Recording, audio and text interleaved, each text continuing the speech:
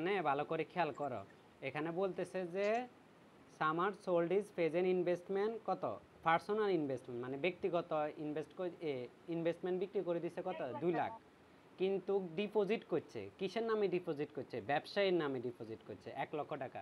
এখন আমরা আমাদের হিসাব করব কয় লক্ষ টাকার, 2 লক্ষ নাকি 1 লক্ষ? আমরা তো আজ আমাদের হিসাব করব না, আমরা তো আমাদের ব্যবসায়ীর হিসাব করব। আমরা তো ধরে নিব আমরা, হ্যাঁ 1 লক্ষ ঠিক আছে আপনাদের উত্তর। আমরা তো তার ব্যবসায়ীর হিসাব করব, ঠিক না? আমরা তো তার ব্যবসায় ম্যানেজার, ওই হিসাব করে ধরবো। তাহলে এখানে যে 2 লাখ যে তার পার্সোনাল ইনভেস্টমেন্ট বিক্রি করছে ওটা আমাদের কিছু যায় আসে না, কিন্তু 1 লক্ষ টাকা যে তার মানে ব্যবসায়ের নামে টাকাটা রাখছে ওটাই আমরা হিসাব করব। তাহলে এটাকে আমরা বলবো যে কি, এই যে মানে 1 লক্ষ টাকা বিনিয়োগ মানে ব্যবসায় মূলধন হিসাবে আনয়ন করছে, হুবহু কথা এটাই। তো আমরা ক্যাশ 1 লক্ষ টাকা বাড়াবো আর ক্যাপিটাল 1 লক্ষ টাকা বাড়াবো। আর তুমি যদি চাও ব্যাংকের একটা কলাম করতে, তাহলে তুমি ক্যাশে লিখিও না এই টাকাটা, ব্যাংকের কলামে লিখিও। তবে ব্যাংকের কলামে যদি লেখো তাহলে আরেকটা ঝামেলা পড়বা। কি ঝামেলা জানো নি? এরপরে ধরো 5 তারিখে 6 তারিখে যে পার্সেস মানে কোনো কিছু খরচ টরচ করলে তখন তোমার ক্যাশে তো টাকাই নেই। ক্যাশের কখনো ক্রেডিটজের হয় না, এটা তো জানো। ব্যাংকের ক্রেডিটজের হতে পারে, নগদের কোনো ক্রেডিটজের হয় না। তখন তুমি এলে মানে সে নগদের টাকাই তো নয়, তখন তুমি মাইনাস করবা কার থেকে। এই জন্য আমরা এখানে ওই যে নগদ যেটা মানে ব্যাংক যেটা এটাকে ক্যাশ ধরে নিলাম। মানে আধুনিক হিসাব বিজ্ঞানে নগদ আর ব্যাংককে একসাথে ধরা যায়, মানে যেটা ব্যাংক ওটাই নগদ, যেটা নগদ ওটাই ব্যাংক। এত ঝামেলা করে না, ঠিক আছে? আচ্ছা তাহলে এখানে আমাদের এই লেনদেনে 1 তারিখের লেনদেনের মূল কথা হচ্ছে এই 2 লক্ষ টাকা লেনদেন না, এই 1 লক্ষ টাকা হচ্ছে লেনদেন। আর এটা হচ্ছে মালিক বিনিয়োগের মতো, মানে 1 লক্ষ টাকা নিয়ে ব্যবসা শুরু করছে। তো আমরা ক্যাশ বাড়াইলাম 1 লক্ষ টাকা আর মূলধন হিসাবে দিলাম হচ্ছে 1 লক্ষ টাকা। 1 তারিখ বুঝছেন সবাই? 1 তারিখ যদি আমরা এই টাকাটাকে ব্যাংক দিতাম তাহলে সমস্যাটা বুঝছো কিনা, কোন জায়গায় হইতো? তুমি এই যে 5 তারিখে যে বলছে যে ফার্স্টের যে delivery van 20,000 and mister Samad paid কত 4,000 ইন ক্যাশ, তাহলে এই যে 5 তারিখে যে লেনদেনটা করছে 4,500 টাকা নগদে দিচ্ছে না, তখন তুমি জামিলা পড়তা। তোমার তো নগদ টাকাই নাই, তাহলে 4,500 টাকা তুমি কার থেকে বিয়োগ করবা? এই জন্য আমরা 1 তারিখের টাকাটাকেও নগদ ধরে নিলাম, ব্যাংকের টাকাটা। আমাকে তো বুঝছেন? 1 তারিখ এক 2 লক্ষ টাকা কেন হবে না? এই যে দেখেন, mister Samad sold his personal investment, তার ব্যক্তিগত ইনভেস্টমেন্ট বিক্রি করছে। আচ্ছা তার ব্যক্তিগত ইনভেস্টমেন্ট বিক্রি করুক, যাই করুক, আমাদের কিছু যায় আসে? আমরা কি তার ব্যক্তিগত সম্পত্তি হিসাব করবো নাকি তার ব্যবসায়ের হিসাবগুলো করব? হ্যাঁ বলেন, মালিক তার বউকে 1 লক্ষ টাকা দিয়ে একটা শাড়ি কিনে দিছে, এটা কি লেনদেন? না, কেন? কেন লেনদেন না? এটা ওর ব্যক্তিগত মানে মালিকের ব্যক্তিগত যে কোনো খরচ আমাদের এখানে লিপিবদ্ধ হবে না। যেমন ধরো একটা বিশাল ঘটনা, মালিক মারা গেছে, এটা কারণে আমাদের ব্যবসায় অনেক বড় একটা ক্ষতি হতে পারে, কিন্তু এটা লেনদেন না কেন? আর্থিক মূল্য পরিমাপ করা যায় না। তাহলে লেনদেন হতে হলে শুধু মানে মালিকের কি হয়েছে আমার এটা দেখারও বিষয় না, মালিকের কাছে টাকা আসুক বা যাক, আমার মূল কথা হচ্ছে আমার ব্যবসায় কত টাকা আসছে বা গেছে। ঠিক আছে? আচ্ছা তাহলে 1 তারিখ গেল। আর 5 তারিখে কি বলছে? 5 তারিখে বলছে যে সে একটা ডেলিভারি ভ্যান কিনছে। কত টাকার ডেলিভারি ভ্যান কিনছে? 20,000 টাকা। আর নগদে কত টাকা দিছে? 4,000 টাকা। তাহলে বাকিগুলা কি করছে? বাকিগুলোর জন্য ওরা বলছে বলছে সাইনেড এ নোট পেয়াবল। তাহলে 20,000 টাকার দিয়ে একটা ডেলিভারি ভ্যান কিনছে, 4,000 টাকা নগদে দিছে, আর বাকিগুলোর জন্য একটা নোট ছাপাইছে মানে নোট দিছে। তাহলে আমাদের এখানে কি হবে? ডেলিভারি ভ্যানে আমরা 20,000 টাকা যোগ করব। এই যে ডেলিভারি ভ্যান 20,000 টাকা আর নগদ টাকা 4,000 টাকা দিছি না, তাহলে ক্যাশ ক্রেডিট না, এই যে নগদ টাকা 4,000 টাকা বিয়োগ করব। আর বাকি কত 16,000 টাকা, এগুলা কি একটা দায় না? আর দায়টা আমরা অ্যাকাউন্টস পেয়াবলে দিতাম, এখন ওরা তো নোট লিখে দিছে, তাহলে নোটস পেয়াবলে দিয়ে দিব। এই যে নোটস পেয়াবল কত টাকা? 16,000 টাকা, পদে নোট আর কি। তাহলে 5 তারিখেরটা বুঝছেন? 5 তারিখে যদি নোটের কথা কিছু না বলতো তাহলে আমরা অ্যাকাউন্টস পেয়াবলে দিতে পারতাম, কেমন? আচ্ছা তারপর তাহলে 5 তারিখ গেল, বাকিরা বলিও না, বুঝলে কথা বলিও, চুপ করে থাকিও না। এবার 8 তারিখ আসো। 8 তারিখ বলছে যে paid 20,000 for office rent for 2 month. আচ্ছা এখানে দেখো তো কয় মাসের জন্য অফিসের ভাড়া দিছে? 2 মাসের জন্য। কত টাকা দিছে? 20,000 টাকা না? কত টাকা দিছে? 20,000ই তো। আচ্ছা এখন 2 মান্থ দিছে, ঠিক আছে। আচ্ছা রানিং মাসের কথা তো কিছু বলে না, 2 মাসের জন্য দিছে, তাহলে সবগুলাকে আমরা ধরে নিলাম যে একটা। আচ্ছা অগ্রিম খরচ আমাদের জন্য কি সম্পদ না? হ্যাঁ অগ্রিম খরচ তো সম্পদ। তাহলে আমরা 20,000 টাকা যদি অগ্রিম দিই, তাহলে এটা হচ্ছে এই যে অফিস রেন্ট না, তাহলে অগ্রিম ভাড়া ডেবিট আর নগদান হিসাব ক্রেডিট, ঠিক তো? তাহলে আমরা নগদ টাকা এই যে 20,000 টাকা বিয়োগ করলাম, আর অগ্রিম ভাড়া আমাদের জন্য তো একটা সম্পদ, তাহলে এই যে প্রিপেড রেন্ট নামে আলাদা একটা কলাম করে আমরা ওইখানে এটা লিখলাম। তাহলে একবার সম্পত্তি বৃদ্ধি, একবার সম্পত্তি হ্রাস, এই বৃদ্ধি এই হ্রাস আর কি। এতটুকু বুঝছো সবাই? 8 তারিখ, 8 তারিখ বুঝছো? এবার আসে হচ্ছে যায় কত তারিখ? 15 তারিখ। 15 তারিখে বলছে যে পারফর্ম সার্ভিস, এই কথাটা ভালো করে দেখি, অনেকে এখানে ধরতে পারে না। অন অ্যাকাউন্ট মানে বাকিতে, কেমন? আচ্ছা বলছে perform service on account for টাকা 8,000। আচ্ছা আমরা সার্ভিস দিছি মানে সেবা দিছি, কত টাকা সেবা দিছি? 8,000 টাকা, কিন্তু সবটাই কি বাকিতে। তাহলে এটা কারণে আমরা দেনাদার বাড়বে, আর মূলধন মানে ওই যে সেবায়ের যাবে কি, সে এই যে কি বলে দেনাদার ডেবিট, সেবায় ক্রেডিট। তাহলে আমরা এটা কারণে কি করব? দেনাদার বাড়বো, দেনাদার বাড়াবো, কেমন? তাহলে অ্যাকাউন্ট রিসিভেবল কলামে আমরা 8,000 টাকা যোগ করব। আর সেম এই 8,000 টাকার কারণে সেবায়ের কারণে কি আমাদের মূলধন বাড়বে না? তাহলে মূলধনের কলামেও 8,000 টাকা লিখবো। আর এখানে যে রিমার্কগুলো আছে মানে ব্যাখ্যাগুলো আছে, আমরা দ্বিতীয় না তৃতীয় ক্লাসে মনে বলছিলাম কোন কোন লেনদেনে ব্যাখ্যা দিব, যে যে লেনদেনের কারণে মালিকানা সত্ত্ব বাড়ে অথবা কমে, ওগুলার আমরা ব্যাখ্যা দিব, কেমন? আচ্ছা তাহলে আমরা 15 তারিখ বুঝছি। আচ্ছা কারো কোনো কোশ্চেন আছে এতটুকুর মধ্যে? না আচ্ছা তাহলে আমাদের 15 তারিখ পর্যন্ত ক্লিয়ার, কেমন? এবার হচ্ছে যায় 20 তারিখ। 20 তারিখে কি বলছে? বলছে যে রিসিভ ক্যাশ মানে নগদ টাকা গ্রহণ করলাম, কত টাকা? 5,000 টাকা। Service provided on January 15। আচ্ছা 15 তারিখে যে আমরা সার্ভিসটা দিছি, ওর বিপরীতে আমরা এখন 5,000 টাকা নগদে পাইলাম। তাহলে এটা কারণে যাবেদা কি হবে? এটা কারণে যাবেদা হবে যে নগদান হিসাব ডেবিট, দেনাদার হিসাব ক্রেডিট। মানে নগদ টাকা বৃদ্ধি পাইছে 5,000 টাকা, আর দেনাদার হ্রাস পাইছে 5,000 টাকা। তাহলে এই জন্য আমরা কি করবো? একবার লিখবো হচ্ছে দেনাদার নগদ টাকার সাথে 5,000 যোগ করব, আর একবার হচ্ছে দেনাদার থেকে 5,000 টাকা বিয়োগ করব। বুঝছো কি না? 20 তারিখ নগদ টাকা বাড়ছে, তাহলে নগদের সাথে 5,000 যোগ করলাম, আর দেনাদার কমলো সেজন্য দেনাদার থেকে 5,000 টাকা বিয়োগ করলাম। আচ্ছা আমি এই অঙ্কগুলো করানোর সময় জাবেদা দিয়ে বেশি বুঝাইতেছি, কেমন? কারণ জাবেদা পারলে এটা সহজ, কিন্তু পরীক্ষার সময় জাবেদা করতে হবে না, মুখে মুখে জাস্ট তুমি জাবেদা যদি ইয়া করো তাহলে তোমার সহজ হয়ে যায় আর কি।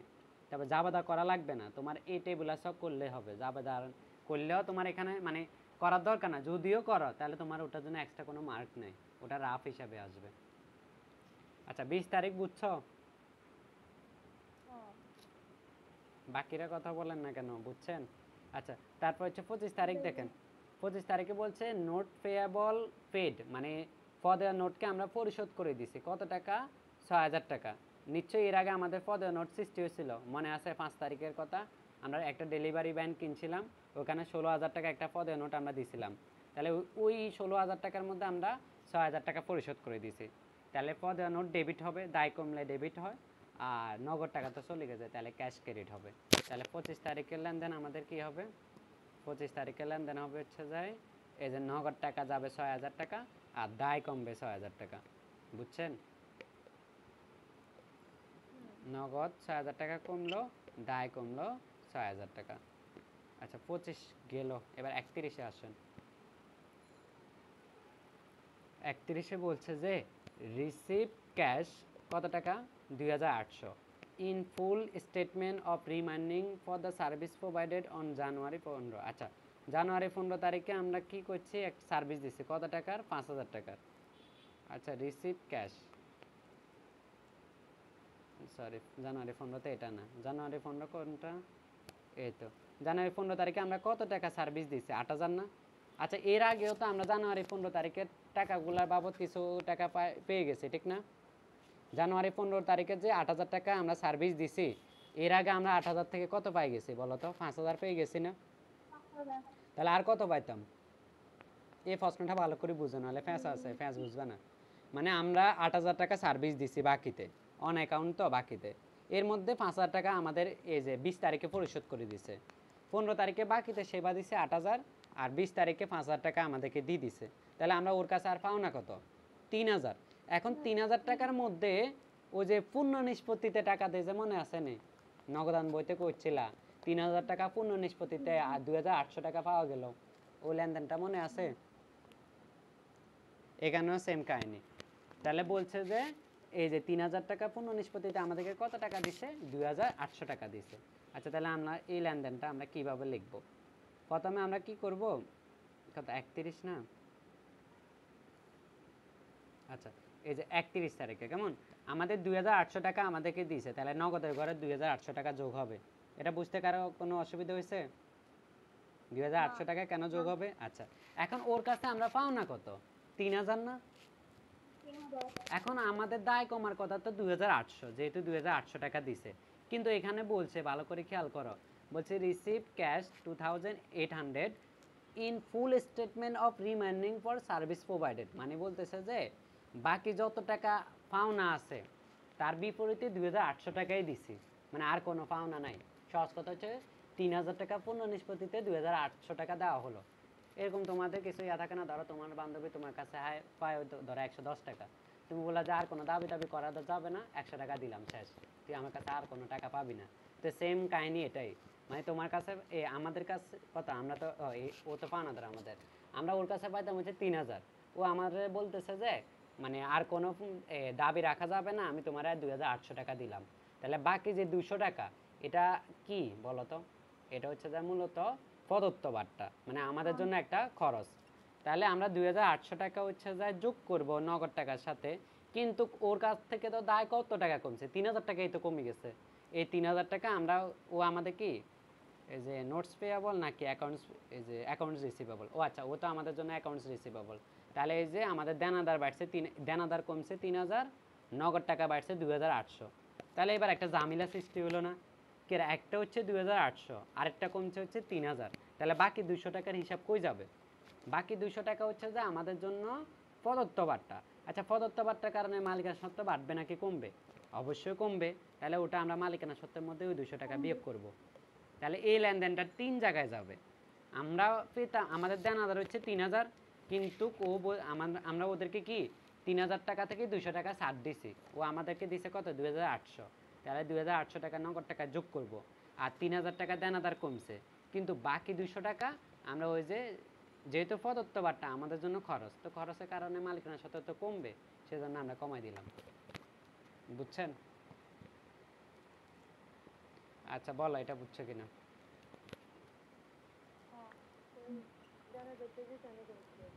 দেনাদার থেকে কেন কমলো? আচ্ছা, ও তোমার টাকা কেন দিবে? একজন ব্যক্তি তোমার টাকা কেন দিবে? নিশ্চয় ও তো, মানে তুমি ওর কাছে টাকা পাও না, আছো ঠিক না? ভালো করে খেয়াল করো, এখানে 15 তারিখে তুমি ওরে সার্ভিসটা দিছো, কত টাকা সার্ভিস দিছো বলো? 8,000 না? এই 8,000 থেকে তুমি 20 তারিখে ও তোমার 5,000 টাকা দিয়ে দিছে, তাহলে আর কত টাকা পাও? 3,000। এই 3,000 টাকার মধ্যে ও তোমার 2,800, এই যে আচ্ছা 8,000 টাকা যে 15 তারিখে তুমি বিক্রি করছো, মানে 8,000 টাকা জিনিস যে তুমি ওরে সার্ভিস দিছো, ওই সময় তুমি জাবেদা কি দিছো? জাবেদা দেনাদার হিসাব ডেবিট দিছো না?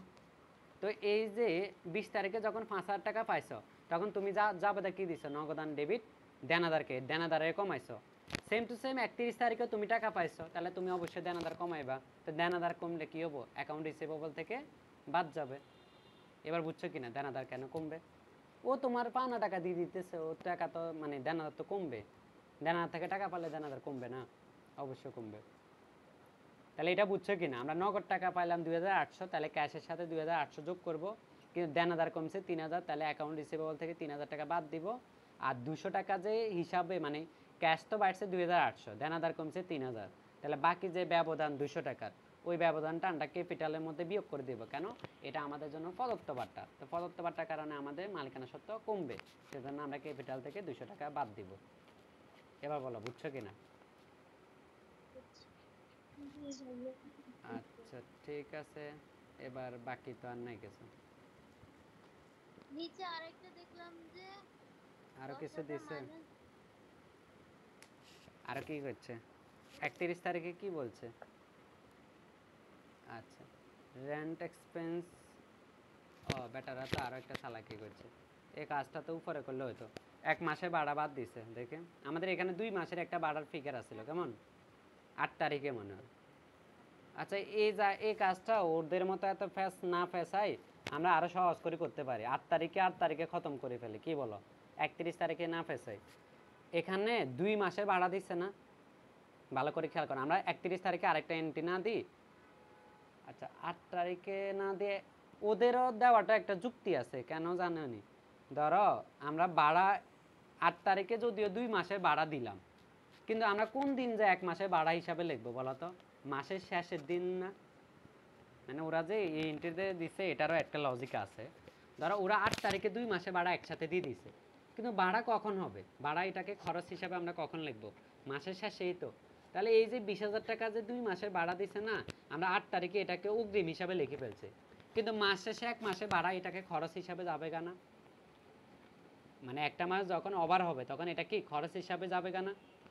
2 মাসের তো আমরা দিছি 8 তারিখে, কিন্তু মাসে জানুয়ারি মাসে যখন 31 তারিখ আসবে তখন এটা একটা অলরেডি 1 মাস কি ভাড়া হিসাবে খরচ হিসাবে যাবে না? তাহলে তখন আমরা এই যে মাস শেষে কি বলবো? মাস শেষে এই 10,000 অগ্রিম ভাড়া যেটা, আচ্ছা তখন এটা যাবে না কি হবে? ভাড়া খরচ ডেবিট, অগ্রিম ভাড়া ক্রেডিট। তাহলে এই যে ভাড়া খরচে মানে মালিকানা সত্ত্ব থেকে 10,000 টাকা বাদ দিব, আর অগ্রিম ভাড়া থেকে 10,000 টাকা বাদ দিব।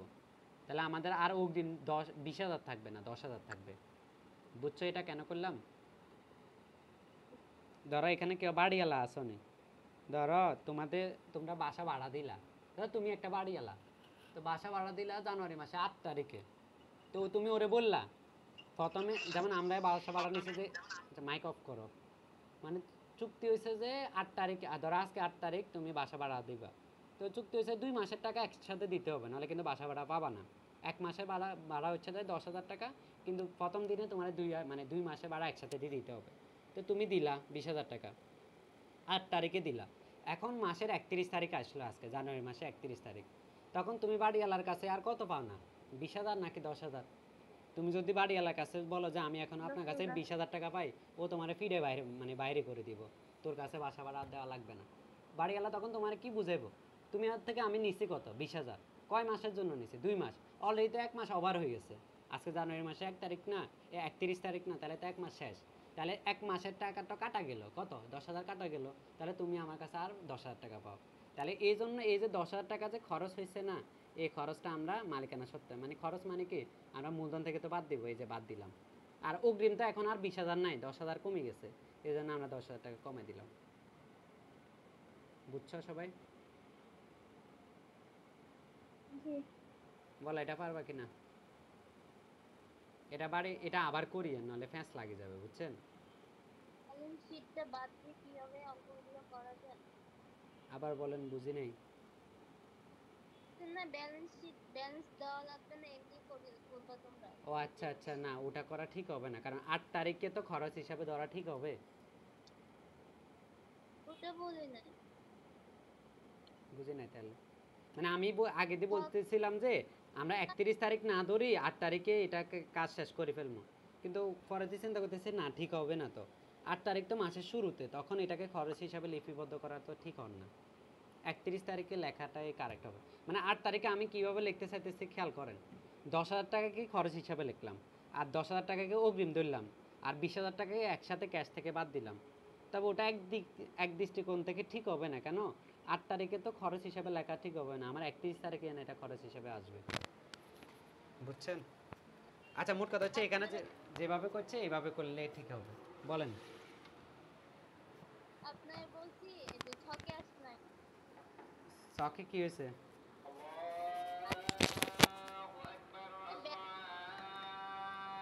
কথা ভাঙি ভাঙি আসে। আচ্ছা বাকিরা আমার কথা ঠিকভাবে বুঝতেছ? আচ্ছা লিমা, তো আপনার কথা ভাঙি ভাঙি আসে, বুঝতেছি না আমি। আচ্ছা বাকিদের কোনো সমস্যা আছে? লিমানের এই যে নেটওয়ার্ক ঠিক করলে বলিয়ে না, আবার সমস্যা নেই, আমি সলভ করে দিব। আচ্ছা বাকিদের কোনো সমস্যা না থাকলে আমরা 16তে যাই, কেমন? আচ্ছা 16তে প্রথম কাজ, সবাই প্রশ্নটা একবার পড়ো তো, রিডিং দেখো তো কোনো ঝামেলা আছে কিনা। সবাই প্রশ্নটা একবার পড়েন।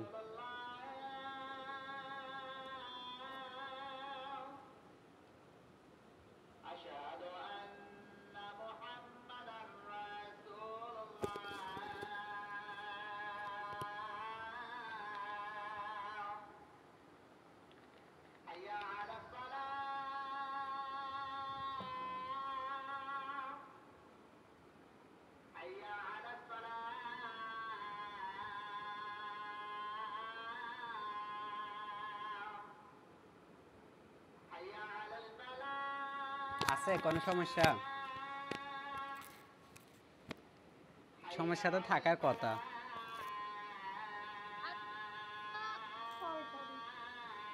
কত তারিখ? 8 তারিখ। আর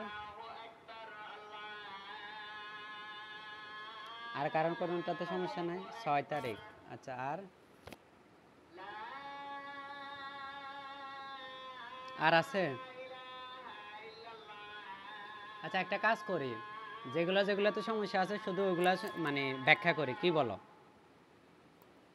তাহলে জামিলাগুলো শেষ হলো, সবগুলো শেষ হলো, কি বলো? সবগুলো শেষ করতে গেলে তো ধরো ডেলি 3টা থেকে 4টার বেশি মানে ম্যাথ করাতে পারবো না। 3টাও না, 2টা 3টা করানো যায় আর কি, 4টা যাবে না। কি বলো তোমরা, সবগুলা ব্যাখ্যা করতাম নাকি শুধু শুধু যেটা যেটাতে সমস্যা ওটা ওটা ব্যাখ্যা করতাম? কি বলো? সমস্যাগুলো বললে হয়, কারণ বাকিগুলো তো সহজে তুমি তো এন্ট্রি দিতে পারবে। আচ্ছা, এখন এখানে বলতেছে যে তার কিসের ব্যবসা? কার ওয়াশিং, মানে গ্যারেজের ব্যবসা, মানে কার তার পরিষ্কার করে, এটা বাবদ সে টাকা ইনকাম করে। আচ্ছা, বলছে যে 6 তারিখে কি বলছে? কার ওয়াশ ইকুইপমেন্ট কস্টিং, মানে কার ওয়াশ করতে যে ইকুইপমেন্টগুলো লাগে, জিনিসপত্রগুলো লাগে, সে এগুলা কিনছে। কত টাকার কিনছে ভাইয়া? 10,000 টাকার কিনছে। আচ্ছা, এই 10,000 টাকার মধ্যে সে 5,000 টাকা নগদে দিছে, আর বাকি 5,000 টাকা নোটস দিছে।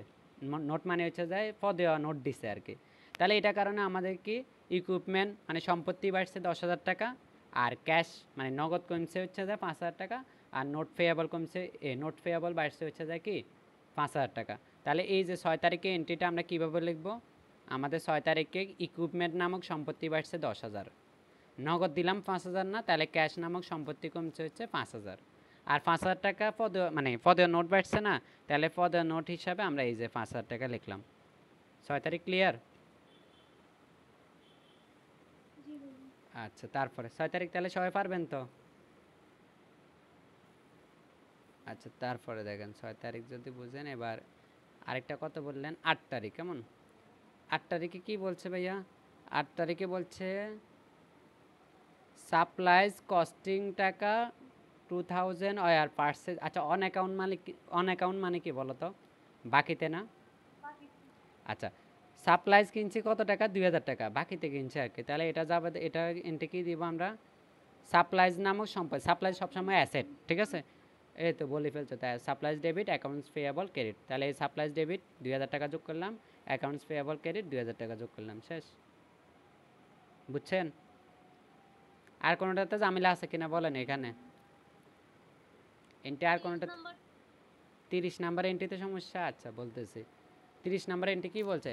সাপ্লাইজ কস্টিং টাকা 1,800 are used out of supplies purchase on account October 8, কেমন? আচ্ছা, অক্টোবর 8 তারিখে আমরা সাপ্লাইজ কিনছিলাম, ঠিক আছে? ওই তো মাত্র ব্যাখ্যা করছি যে ওটাই। অক্টোবর 8 তারিখে আমরা 2,000 টাকা সাপ্লাইজ কিনছিলাম বাকিতে। আচ্ছা, বাকিতে হোক নগদ হোক ওটা নিয়ে সমস্যা নাই। ওই সাপ্লাইজটা তো নিশ্চয়ই আমরা অ্যাসেটে লিখছি, ঠিক না? সম্পত্তিতে লিখছি। কিন্তু 30 তারিখে আসি, আমরা কি করছি?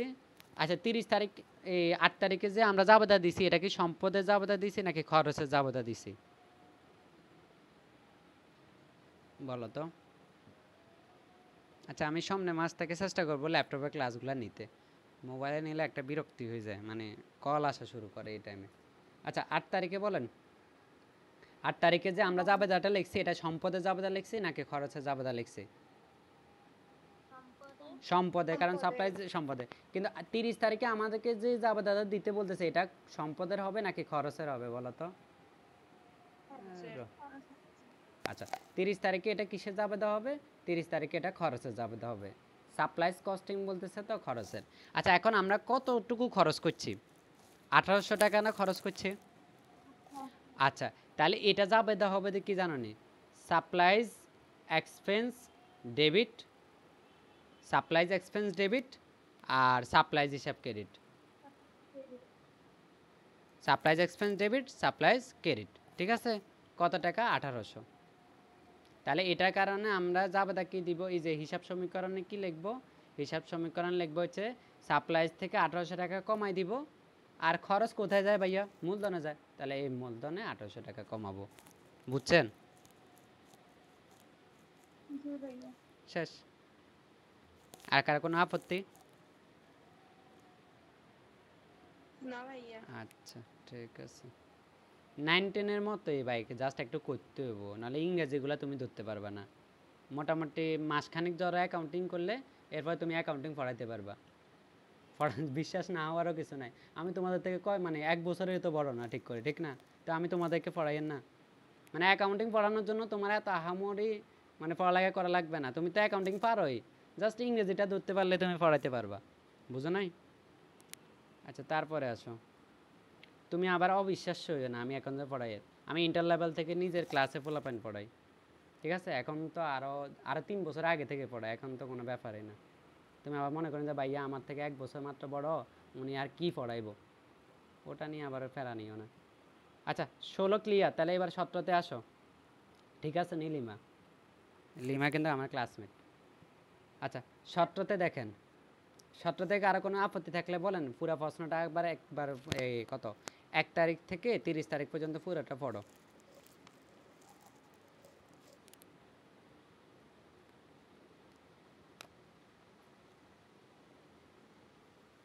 যেটা যেটাতে সমস্যা থাকে আমার বলো।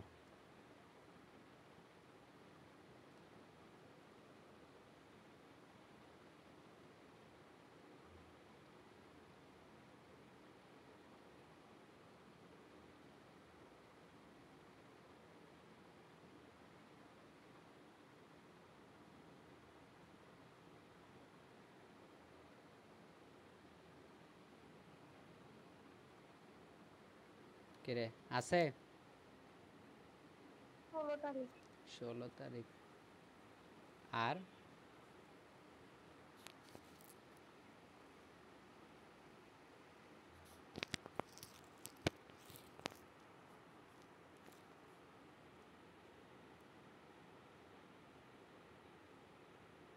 30 তারিখ। 30 তারিখ। এটা কি হাসপাতালের ব্যবসা? হ্যাঁ, মেডিকেল সেন্টার। আচ্ছা আর আছে? 30 তারিখ লাস্ট করতে হবে। 30 তারিখ লাস্টেরটা। সমস্যা থাকলে বলো, কারণ মানে তোমার কাছে হয়তো কঠিন লাগতে পারে, অন্যদের কাছে সহজ লাগতে পারে, কিন্তু তোমার কাছে যেটা কঠিন লাগে বলো আমারে।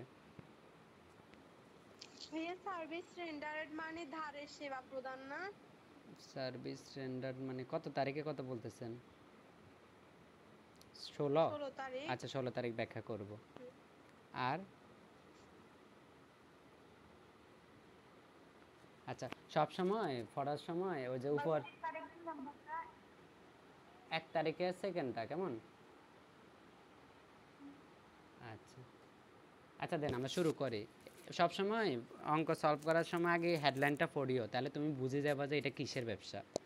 ওরে ব্যাচেলর ডিগ্রি, আচ্ছা ও যেহেতু নাম দেখে আমরা বুঝতে ফেলতেছি এটা একটা হসপিটাল ব্যবসা, কেমন জাহিদ মেডিকেল সেন্টার বলছে, তাহলে ওর কাজই হচ্ছে যে রোগীদেরকে সার্ভিস দিয়ে ওখান থেকে টাকা ইনকাম করা। এখন প্রথমটা তো এই যে ইনভেস্ট, ওটা নিয়ে তো কারো কোনো আপত্তি নাই। 2 তারিখে বলছে ফেড র্যান্ট, র্যান্ট মানে ভাড়া দিছে আর কি, for the month of June. আচ্ছা আমরা এটা কোন মাসের হিসাব করতেছি, পাশে দিয়ে বলে দিচ্ছে জুন মাস, তাহলে জুন মাসের ভাড়া দিছে কত টাকা দিছে? জুন মাসে ভাড়া কত টাকা দিছে? 10,000 টাকা। তো এটা যাবে কি হবে, rent expense debit cash credit. তাহলে 1 তারিখে এই যে 10,000 টাকা rent expense debit, rent expense এই যে এক্সপেন্স ডেবিট হচ্ছে না কি রে? ও আচ্ছা বলো, এখানে একটা ভুল আছে, বলো তো ভুল বলো তো। আমি মাত্র একটা ভুল বলছি, ভুলটা বলো বলেন। মানে rent expense debit cash credit, এখানে একটা ভুল বলছি, ভুলটা বলো, কি ভুল বললাম একটু আগে? এখানে তো এক্সপেন্স হবে না। হ্যাঁ কেন হবে না বলো তো? এখানে তো জুলাই অগ্রিম, এটা তো জুন মাসের অঙ্ক না। এখানে তো জুন এন্ড জুলাই দুটো মাস। আচ্ছা বলতেছে যে paid rent for the month of June and July. আচ্ছা তো তুমি বলতেছো যে ভাইয়া জুলাই মাসের টাকা দিছে, এখন তো মাস জুন, তাহলে এই জন্য এখানে আমার মানে প্রিপেড হবে, কিন্তু এখানে মানে হচ্ছে অগ্রিম হবে। চলতি মানে হচ্ছে জুলাই মাসটা তো আমাদের জন্য অগ্রিম, সেজন্য ভুল, এটাই তো নাকি? হ্যাঁ। আচ্ছা আর কেউ বলবেন? ওর কথাটা অর্ধেক ঠিক আছে, আরও কে বলবেন? আরেকটু কথা আছে। আচ্ছা তুমি যেহেতু বলছো তুমিই বলো, জুলাই না অগ্রিম হলো, জুন কেন অগ্রিম হলো না? জুন তো তাহলে এখানে খরচ হিসেবে লেখার কথা ছিল, ঠিক না? জুন তো চলছে না, সেখানে তো মাসের প্রথম দিয়ে দিয়েছে না হ্যাঁ হ্যাঁ টাকাটা, প্রথম দিয়ে মাসের হ্যাঁ, প্রথম এই তো দিয়ে দিয়ে জেসিকার দিছে কথা না ঠিক আছে। টাকাটা। মানে এখানে জুনের মাসের খরচটা আমরা লিখব, কিন্তু কোন দিন লিখব? মাসের শেষ দিনে না লিখব। এখন মাত্র তো জুন মাস শুরু হয়েছে, এখন যে টাকাটা দিছি এটা কি আমাদের জন্য খরচ নাকি মানে অগ্রিম খরচ না, মানে সম্পদ? এখন যে টাকাটা দিছি আমরা 1 তারিখে, ওটা তো আমাদের জন্য খরচ না, ওটা তো আমাদের জন্য সম্পদ। তাহলে এই যে 10,000 টাকা যে আমরা দিলাম এটা পুরোটাই অগ্রিম। তাহলে এটার জন্য আমাদের জাবেদা কী হবে? অগ্রিম খরচ ডেবিট ক্যাশ ক্রেডিট, মানে prepaid rent debit cash credit. তাহলে এটার জন্য আমাদের একবার সম্পত্তি বাড়বে, একবার সম্পত্তি কমবে। ক্যাশ নামক সম্পত্তি কমছে, নগদ টাকা দিলাম, আর প্রিপেড রেন্ট নামক সম্পত্তি বাড়ছে 10,000 টাকা। বুঝছো কি না? আবার এর আগে এই যে অঙ্কটা করছিলাম মনে আছে, শেষ দিন একটা সমন্বয় দিছে যে, খেয়াল করছিলা? এখানেও শেষ দিন একটা সমন্বয় দিবা। সমন্বয় কি দিবা? শেষ দিন অর্ধেক টাকাকে, মানে জুন মাসে যে খরচটা আছে, কিরে এখানে 2 মাসের খরচ কত দিছি? 10,000 না? তাহলে 2 মাসের যদি 10,000 হয়, 1 মাসের 5,000, এই 5,000 টাকা আমরা খরচ হিসাবে লিখবো। একবার অগ্রিম রেন্ট থেকে, মানে প্রিপেড রেন্ট থেকে বাদ দিব, আর একবার মালিকানা সত্ত্ব থেকে বাদ দিব। মানে একবার খরচ হিসাবে লিখবো, আর একবার ওই যে সম্পত্তি থেকে বাদ দিব। বুঝছেন কি না? জি বলবেন। আচ্ছা ঠিক আছে, তারপর আসেন। আচ্ছা তাহলে আমাদের কত তারিখের ব্যাখ্যা গেল? এই যে 1 তারিখের ব্যাখ্যা গেল। কেমন? যে কোশ্চেন করছেন সে বুঝছেন? আচ্ছা 1 তারিখ যদি গেল, এবার 16 তারিখে আসেন। 16 তারিখে কি বলছে?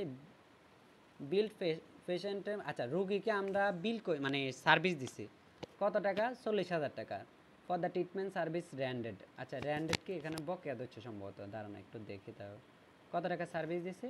হ্যাঁ হ্যাঁ, এই যে জেসিকা যে কোশ্চেনটা করছেন না, এই র্যান্ডেড মানে বকেয়া লিখে রাখেন, ঠিক আছে?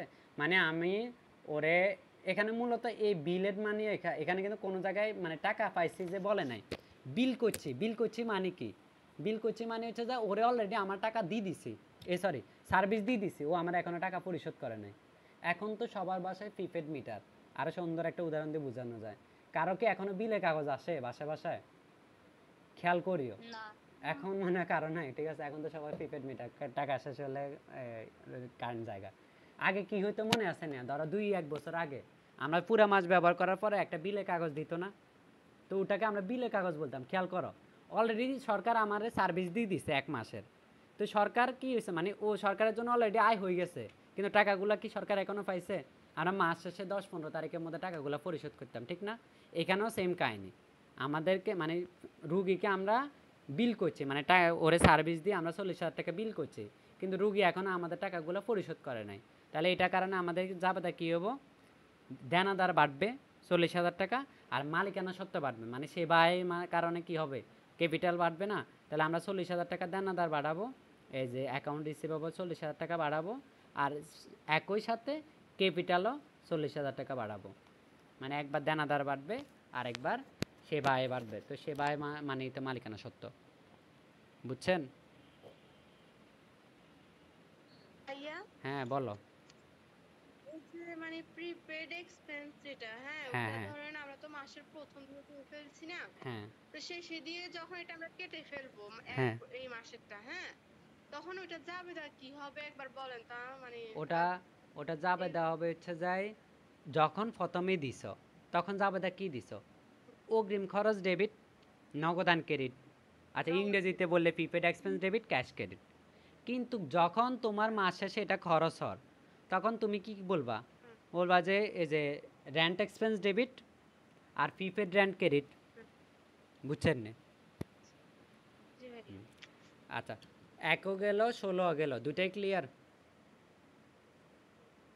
আচ্ছা তারপর এরপরে ভাইয়া এখানে বলছে যে কইরে কত দেখ? রিসিভ টেলিফোন বিল, মানে ভাইয়া এটা আমি মানে বিলটা আমি পাইছি বলতে, মানে এটা ইয়া করার জন্য, পরিশোধ করার জন্য পাইছি, পরিশোধ একদম করি নাই, মানে হুবহু হচ্ছে যায় কারেন্টের বিলের মতো। সাধারণত টেলিফোন বিলের সাথে এটা মিলে না, কারণ আমরা আগে রিচার্জ করি তারপর খরচ করি, ঠিক না? মানে কোম্পানিরা আমাদেরকে বিশ্বাস করে যে আগে টাকা বল তারপরে খরচ করেছে। কিন্তু আমরা আগে যে মানে বিদ্যুৎ বিল ইউজ করতাম, মানে বিদ্যুৎ ইউজ করতাম, তখন আমাদেরকে আগে সরকার ব্যবহার করতে দিত, ঠিক না? এখনো গ্রামের দিকে মনে হয় দে, আমরা যেহেতু সবাই শহরে থাকি এই জন্য সবার প্রিপেড মিটার। গ্রামের দিকে এখনো কি আগে বিদ্যুৎটাই ইউজ করে পুরা মাস জনগণ, এরপরে যা একটা বিল ফাটায়। তো বিল ফাটানোর কারণে, হ্যাঁ বিল ফাটানোর কারণে কি হয়, একটা খরচ সৃষ্টি হয় না। এখানে যে আমাদেরকে টেলিফোন বিল যে 500 টাকা বলতেছে, মানে 500 টাকা পরিশোধ করতে বলতেছে, মানে আমাদের একটা খরচ সৃষ্টি হয়েছে। তাহলে এই যে কত নাম্বার এটা ভাইয়া 30 নেই, 30 নাম্বার এন্ট্রিতে ভালো করে খেয়াল করেন। ওরে বাপরে 30 নাম্বার এন্ট্রিতে কত টাকা, 5000 নেই। তাহলে এই যে এই 5000 টাকা, 5000 টাকা আমাদের একটা বিল দিছে। এখানে আবার কেউ মনে করিয়ে না যে তুমি টাকা পাইছো। আচ্ছা এটা টাকা পাইনে টাকা, মানে এটা আমাদের জন্য আয় না। কেন আয় না? আমি তো হসপিটালে ব্যবসা করি, আমার জন্য কি টেলিফোন বিল জীবনে আয় হবে বলো? আমি কিসের ব্যবসা করি? আমি ব্যবসা করি হচ্ছে মেডিকেল সেন্টারের, তো আমার জন্য কি টেলিফোন বিল আয় হবে? বুঝো নাই? তো এই জন্য আমি তোমাদেরকে বলতেছি যে অঙ্কের প্রথমে হেডলাইনটা দেখবা, তাহলে তুমি ধরতে পারবা তোমার জন্য কোনটা আয় কোনটা ব্যয়। আমাকে তো বুঝছেন, আমি তো করি মেডিকেল সেন্টারে ব্যবসা, তাহলে টেলিফোন বিলটা আমার জন্য নিশ্চয়ই আয়। নাহলে তুমি বলবা যে ভাইয়া রিসিভ তো বলছে, রিসিভ মানে বিলের কাগজটা রিসিভ করছে, টাকা রিসিভ করে না কিন্তু। তাহলে আমি বিলের কাগজটা রিসিভ করলাম, আমার একটা খরচ সৃষ্টি হয়েছে, কিন্তু টাকাগুলো তো এখনও পরিশোধ করে নেই। তাহলে টেলিফোন এই যে telephone expense, telephone bill expense বলো বা যে টেলিফোন বিল এক্সপেন্স বলো ডেবিট, আর এই টাকাগুলো তো এখনও পরিশোধ করে নেই, তাহলে অ্যাকাউন্টস পেয়েবল ক্রেডিট। তাহলে এটার কারণে এই 5000 টাকা আমার কি হবে, 5000 টাকা মালিকানা সত্ত্ব থেকে বাদ যাবে। আবার একই সাথে অ্যাকাউন্টস পেয়েবলে আমরা 5000 টাকা যোগ করব, মানে 5000 বাড়বে 5000 টাকা, আর 5000 টাকা হচ্ছে আমাদের মূলধন কমবে। বুঝছেন? বুঝছো কিনা এতটুকু? আচ্ছা, তারপর এই তো কোশ্চেন করলে না ক্লাসটা জমে, দেখছো আজকে কোশ্চেন করতেছে ক্লাসটাও ভালো হইতেছে। কোশ্চেন না করলে তো ধরা আমি একরকম বোবার মতো বলে গেলাম সংবং, তোমরা চুপ করে দেখলা, লাভ কি হলো? এখন কোশ্চেন করলে দেখতে পারো কত রকমের কত কোশ্চেন আসে, তোমার পুরা প্রশ্ন একদম রিভিশন হয়ে যায় ভালো করে, যত ফ্যাসই দেখ তোমার আর আটকাইতে পারবে না। আচ্ছা আমাদের 30 গেল, এবার 30-এর দ্বিতীয়, ওরে বাবারে 30 তারিখে এন্ট্রি দিয়ে রাখছে 3টা। আচ্ছা 30 তারিখে প্রথমটা তো ক্লিয়ার করলাম, কেমন? 30 তারিখে দ্বিতীয় এন্ট্রিতে কি বলছে, পেড স্যালারি টাকা 10,000 অ্যান্ড ইলেকট্রিসিটি বিল টাকা 6,000। আচ্ছা এখানে মূলত এন্ট্রি দুইটা, একটা হচ্ছে স্যালারি দিছি 10,000 টাকা, আর একটা হচ্ছে ইলেকট্রিসিটি বিল দিলাম 6,000 টাকা। তাহলে দুইটাই তো খরচ না, তাহলে salary expense debit, cash credit, electricity bill expense debit, cash credit, বাস শেষ। 30 তারিখে এন্ট্রিতে দেখেন, 30 তারিখের 2 নাম্বার এন্ট্রি কেমন, একবার হচ্ছে যে কিসের টাকা দিছি, আচ্ছা দুইটার একসাথে যোগ করে বাদ দিয়ে দিলে হবে কত টাকা, দুইটা একসাথে, একটা হচ্ছে 10,000, একটা হচ্ছে 6,000, তাহলে 16,000 টাকা একসাথে আমরা দিছি না, 16,000 ক্রেডিট। আর এটা কারণে মালিকানা সত্ত্ব কমতেছে না, সেজন্য 16,000 একসাথে মালিকানা সত্ত্ব থেকে বাদ দিয়ে দিলাম। আর কেউ যদি বলেন যে ভাই আমি একবার 10,000 দিব তারপরে 6,000 দিব, তাও সমস্যা নাই। তাহলে তুমি কি করবে, এরকম 2 লক্ষ টাকা আছে না, এখান থেকে আগে 10,000 টাকা বিয়োগ করবেন, সেম মালিকানা সত্ত্বের ঘরেও 10,000 টাকা বিয়োগ করবেন, তারপর আবার কি করবেন 6,000 টাকা বিয়োগ করবেন, এখানেও মালিকানা সত্ত্বের ঘরে 6,000 টাকা বিয়োগ করবেন। বুঝছেন? আচ্ছা 2বার বিয়োগ করার পক্ষে না, একবারই করিও তাহলে সহজ হবে। আচ্ছা 3 নাম্বারটার মধ্যে কারো কোনো ঝামেলা ছিল? 30-এর 3 নাম্বার এন্ট্রি। আচ্ছা এটা হুবহু আগের মতো, এর আগে নিশ্চয়ই তোমারে সাপ্লাই সম্পর্কে কোনো কথা বলছে, এই এন্ট্রিটা তুমি মানে শুধু এই এন্ট্রি পড়ি এই এন্ট্রি কোনো জাবেদা দিতে পারবা না, তুমি আগে দেখবা যে কত তারিখে সাপ্লাইজ নিয়ে কোনো কথা বলছে, দেখো তো এর আগে কোনো না কোনো জায়গায় সাপ্লাইজের কথা আছে, বাইর করো কত তারিখে, 4 তারিখ কেমন? আচ্ছা বলছে যে পার্সেজ মেডিকেল সাপ্লাইজ কত টাকার কিনছে, 10,000 টাকা, এই সাপ্লাইজটা আমাদের জন্য অ্যাসেট, ঠিক না, সম্পত্ত। এখন 30 তারিখে আসি বলতেছে যে সাপ্লাইজ আসলে হাতে আছে 2,000 টাকা, তাহলে ভাইয়া বলো তো এই যে গ্যাপটা, এই যে 8,000 টাকা যে একটা গ্যাপ আছে, এই 8,000 টাকা সাপ্লাইজ গেল কই বলো? কিনলাম 10,000 টাকা সাপ্লাইজ, আর এখন আছে হাতে আছে 2,000 টাকা সাপ্লাইজ, তাহলে নিশ্চিত 8,000 টাকা সাপ্লাইজ খরচ হয়ে গেছে। তাহলে এটার জন্য আমরা জাবেদা কি দিব, মানে একটা supplies expense debit, supplies credit, তাহলে 8,000 টাকা আমরা ওই যে সাপ্লাইজ থেকে বাদ দিব, আবার 8,000 টাকাকে আমরা কি করব, মালিকানা সত্ত্বতে যাই বাদ দিব। তাহলে দেখেন দিয়েছে কিনা,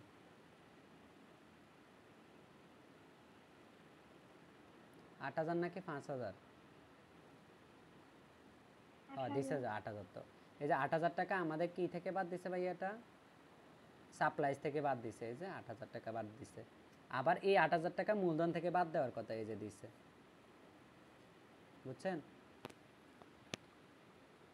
তোমাদের ওখানে জুম করা যায়, জুম করে দেখতে পারো।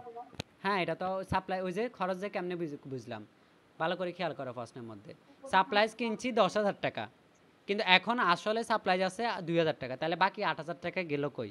খরচ হয়ে গেছে। আচ্ছা, বুঝছেন এতটুকু? আচ্ছা, আজকে আমরা কত কত করলাম বলো? 15, 16, 17। 15, 16, 17। কালকে তোমরা 20 পর্যন্ত কমপ্লিট করে ফেলো, ঠিক আছে? আর এখানে যে জেরগুলো টানতেছে না, ব্যালেন্স, বারবার ব্যালেন্স টানিও না, তাহলে সময় বাঁচবে। এখানে দেখো প্রত্যেক লাইনে ব্যালেন্স টানে, তোমরা একদম শেষে দিয়ে ব্যালেন্স টানিও, তাহলে সময় কম লাগবে। বারবার ব্যালেন্স টানতে অনেক সময় লাগে, ঠিক আছে?